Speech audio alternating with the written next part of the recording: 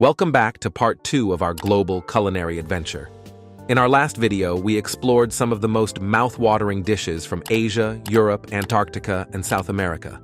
But today, we will be continuing our journey across the remaining continents: North America, Australia, and Oceania, and Africa, discovering even more unique and delicious flavors from around the world. Make sure you subscribe to our channel and hit the bell icon for regular updates. Now, let's get started. Number 5. North America. Starting our journey in North America, where the cuisine is a melting pot of various influences, from indigenous traditions to European, African, and Asian elements. The result is a diverse range of dishes that reflect the continent's rich history and multicultural nature. From the heart of Canada, Poutine, the beloved Canadian dish, takes us to the streets of its origin, Quebec. It is prepared with French fries, topped with cheese curds, and smothered in hot brown gravy.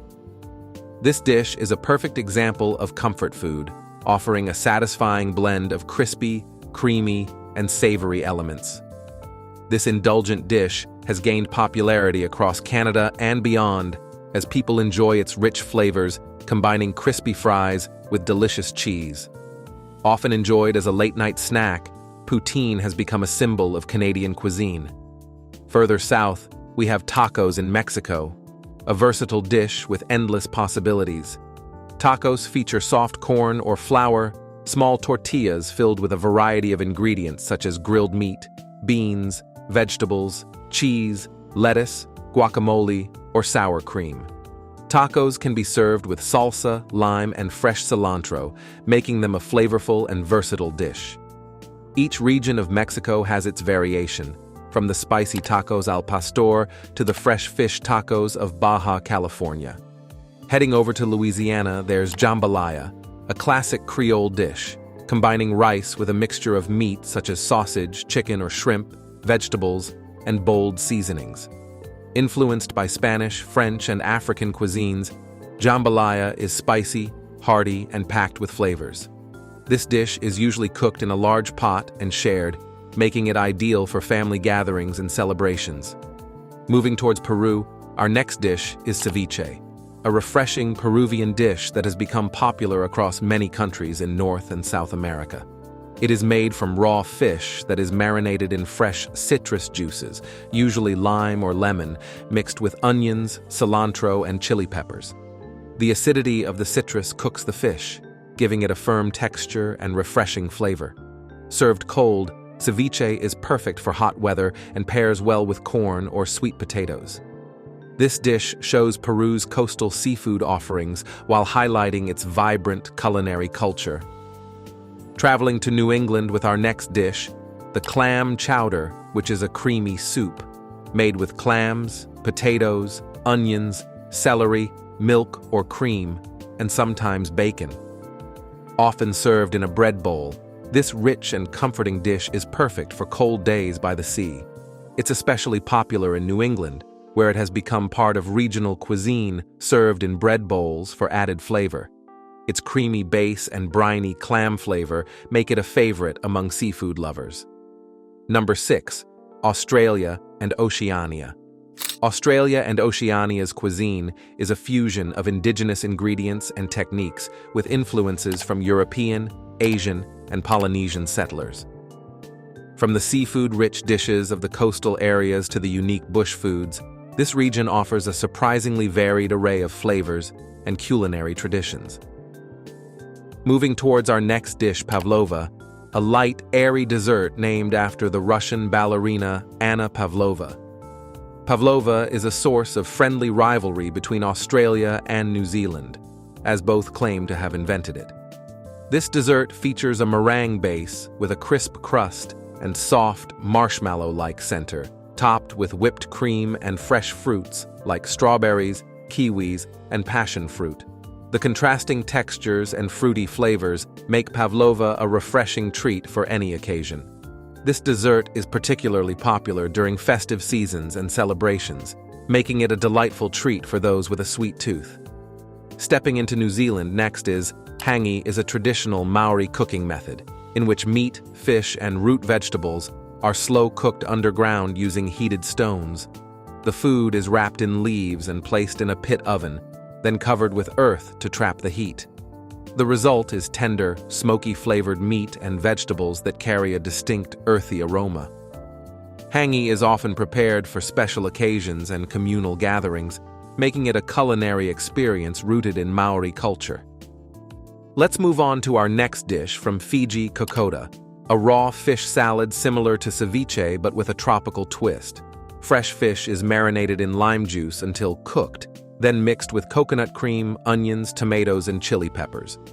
The coconut cream adds a rich, creamy texture, while the lime gives a refreshing tang, making kokoda a perfect dish for the warm Fijian climate. It is typically served chilled in a coconut shell or bowl. Moving to Australia, lamingtons are small squares of sponge cake, especially popular in Toowoomba. These are coated in a layer of chocolate icing and rolled in desiccated coconut. They are a beloved Australian treat, often enjoyed with tea or coffee.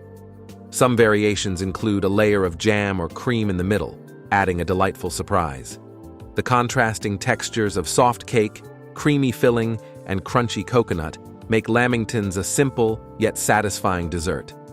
And we can't leave Oceania without tasting poi from Hawaii, a traditional dish made from taro root that has been cooked, mashed, and pounded until it reaches a smooth, sticky consistency.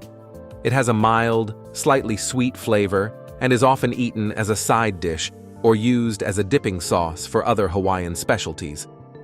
Poi is a cornerstone of native Hawaiian cuisine and is an essential part of luau's and other festive gatherings. Number 7. Africa crossing over Africa, a continent rich in cultural diversity and heritage, which is beautifully reflected in its cuisine. African dishes often feature a mix of indigenous ingredients, bold spices, and various cooking techniques, resulting in deeply flavored meals. From the north to the south, each region has its own distinct culinary identity. Our next beloved dish is from West African cuisine, particularly in Nigeria and Ghana, known as Jollof rice.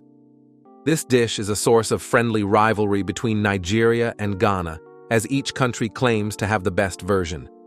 This one-pot dish is made with long-grain rice, tomatoes, onions, and a variety of spices. It is often cooked with chicken, fish, or beef, and served with fried plantains or salad. The tomato-based sauce gives the rice a vibrant red color, and the spices create a depth of flavor that makes jollof rice highly addictive. Moving to our next region, Morocco, where there's tagine, a traditional stew named after the earthenware pot in which it is cooked. This slow-cooked dish often combines meat lamb, chicken or beef, dried fruits, nuts, and an array of spices like cinnamon, cumin, and saffron. The result is a richly aromatic and flavorful dish with a sweet and savory profile. Tagine is typically served with couscous or flatbread, making it a classic Moroccan dining experience.